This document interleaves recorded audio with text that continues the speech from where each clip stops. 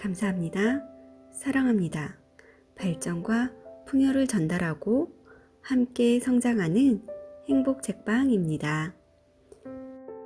오늘은 나는 당신이 스트레스 없이 말하면 좋겠습니다.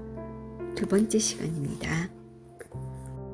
안정적인 말투와 기분 좋은 대화를 위한 10가지 방법.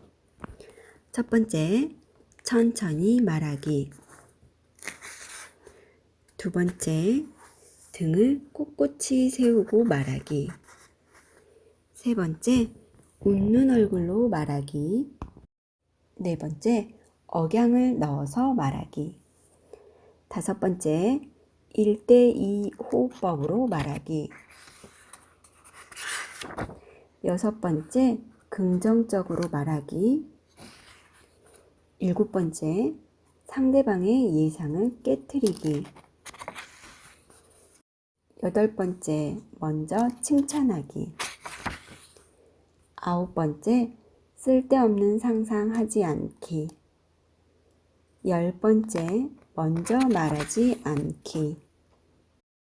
이 10가지 방법 중에 1대2 호흡법으로 말하기 자세히 읽어드리겠습니다. 중요한 협상이나 프리젠테이션, 마음에 둔 상대와의 데이트를 앞둔 경우라면 누구나 긴장하기 마련이다.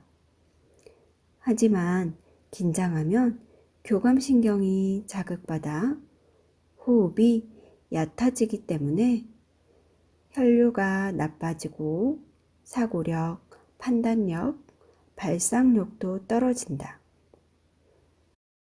그 결과 평소 쓰는 말투가 아니라 어색한 말투를 사용해서 절호의 기회를 놓치기 쉽다. 의사의 일도 긴장의 연속이다. 1분 1초를 다투는 긴급한 수술이나 몹시 까다로운 대수술에 들어가면 아무래도 그곳에 있는 사람 모두가 몹시 긴장하게 된다. 하지만 그런 긴장된 분위기 속에서도 명의들은 집중력을 끝까지 유지하며 자신의 능력을 100% 발휘한다. 왜일까? 이는 호흡법과 깊은 연관이 있다. 극도의 압박감 속에서도 온전히 집중하는 사람은 무의식 중에 한 번 들이쉬고 두 번 내쉬기, 즉 1대2 호흡법을 한다. 이렇게 하면 자율신경이 무척 높은 상태로 안정을 유지하기 때문에 주위 상황을 정확하게 파악해서 세밀한 작업을 의도대로 진행할 수 있다. 1대2 호흡법은 무척 간단하다. 첫 번째, 3, 4초간 코로 숨을 들이마신다. 두 번째, 6, 8초간 입을 오므리고 입으로 천천히 숨을 내뱉는다. 세 번째, 이것을 5회에서 7회 반복한다. 숨을 내뱉을 때는 최대한 천천히 길게 하려고 노력해야 한다. 그러면 목 부분에 있는 압력 수용체가 반응해서 부교감신경을 효과적으로 높일 수 있다. 코호흡과 입호흡 중에서는 코호흡을 추천한다. 코호흡을 하면 코 안에 있는 점막과 털 등 물리적 장애물이 공기 중의 먼지와 병원체를 걸러주기 때문이다. 또 건조한 공기에 알맞은 습도도 맞춰준다. 그리고 말을 내뱉을 때는 최대한 톤을 낮추자. 톤을 낮추면 턱이 내려가면서 자신의 발끝이 보이게 된다. 사람은 자신의 발이 보이지 않으면 말투도 마치 땅에서 발이 붕 뜬 것처럼 가벼워지기 쉽고, 반대로 자신의 발끝이 보이면 언행도 차분해진다.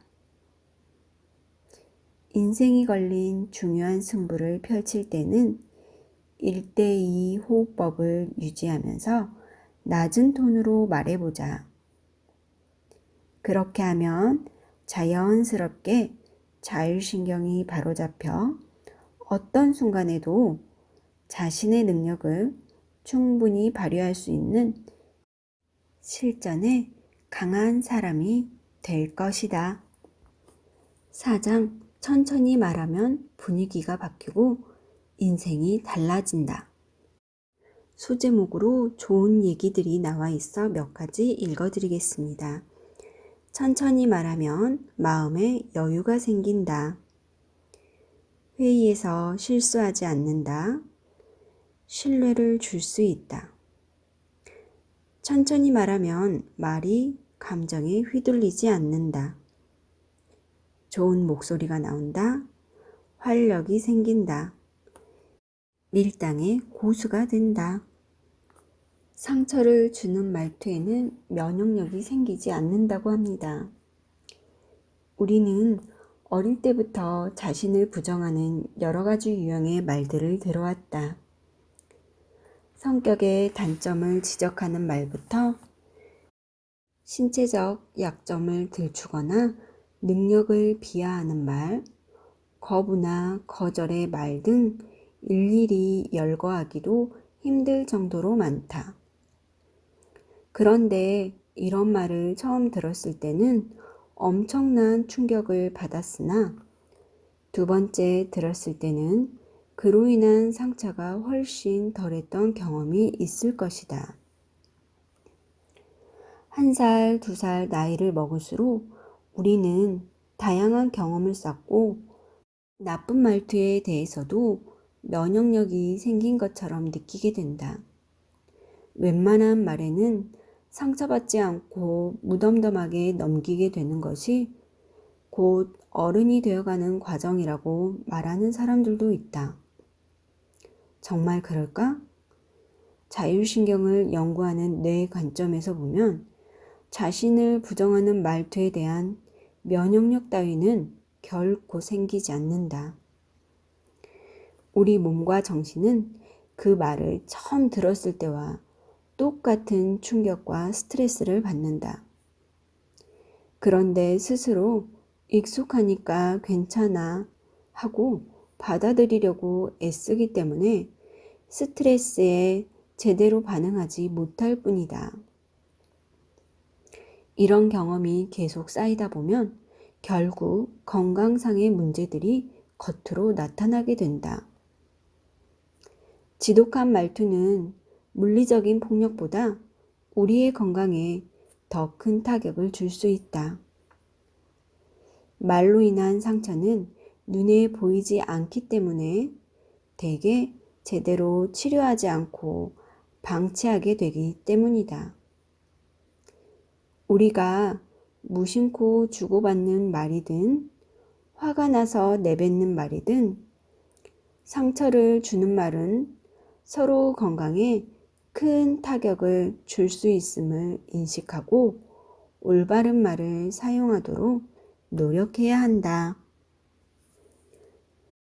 228페이지 읽어드리겠습니다. 화를 자각하면 50%는 가라앉는다. 화가 났을 때 스스로 내가 지금 화가 나는구나 하고 알아차리는 것도 듣기의 달인이 되는 방법이다. 어떤 말을 듣고 화가 난 순간에 너무 화가 나서 그냥 이대로 있다가는 폭발할 것 같다라는 식으로 자신의 감정을 객관화해서 바라보는 것이다.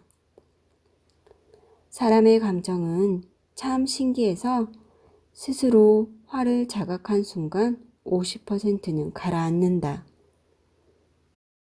화가 나면 그 순간 교감신경이 쑥 올라간다. 이때 자신의 화를 객관화해서 바라보면 부교감신경이 높아진다.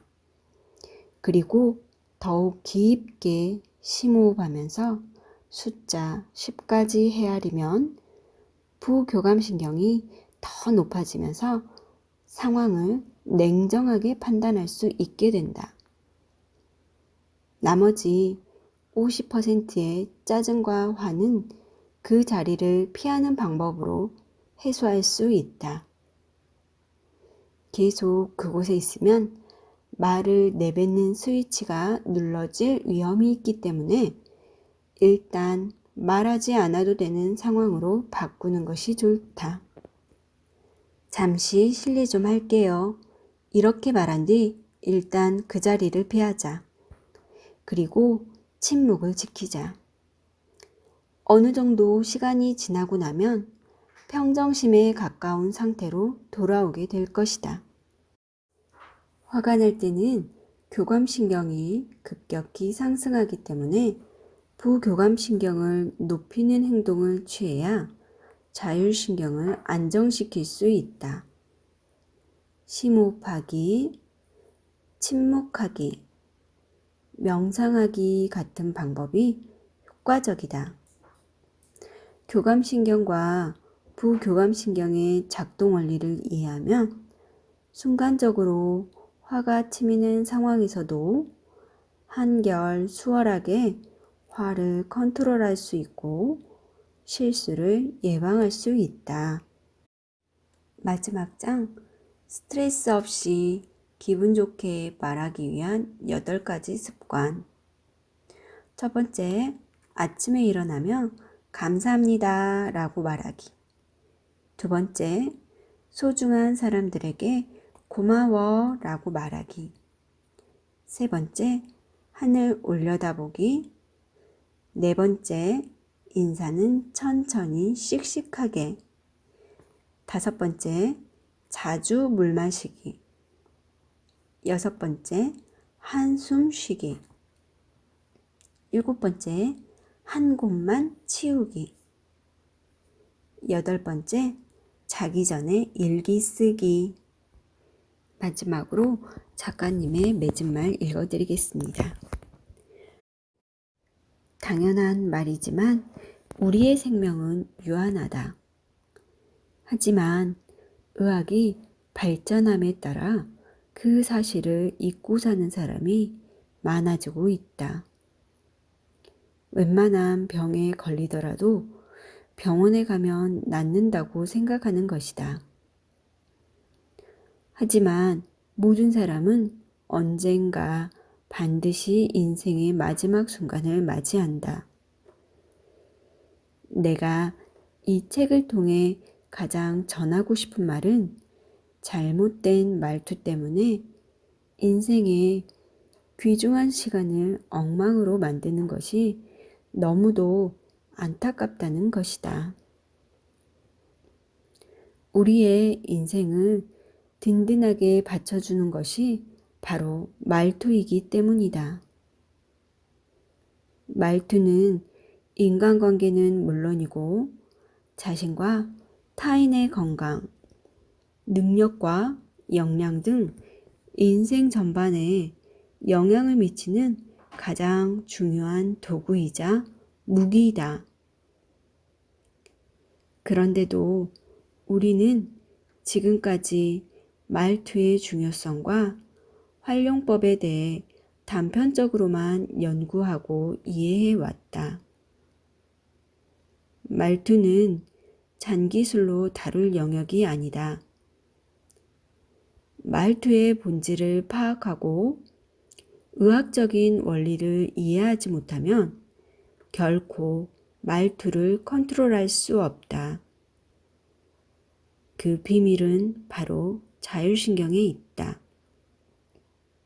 안타깝게도 이 사실을 알고 있는 사람은 많지 않다.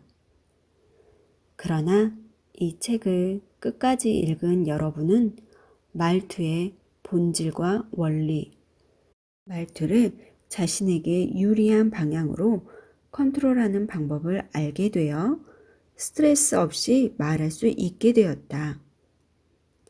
앞으로 여러분이 멋진 인생을 보내고 마지막 순간에 참 잘 살았어 하고 생각하기 위해서 이 책에서 제시한 방법들을 꾸준히 실천하기를 바란다.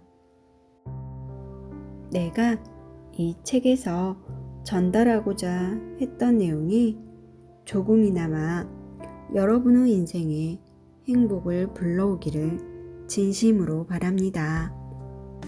지금까지 행복한 미래를 꿈꾸는 행복책방의 얘기 들어주신 모든 분들 감사합니다. 사랑합니다. 오늘 하루도 행운 가득하고 행복한 하루 보내세요.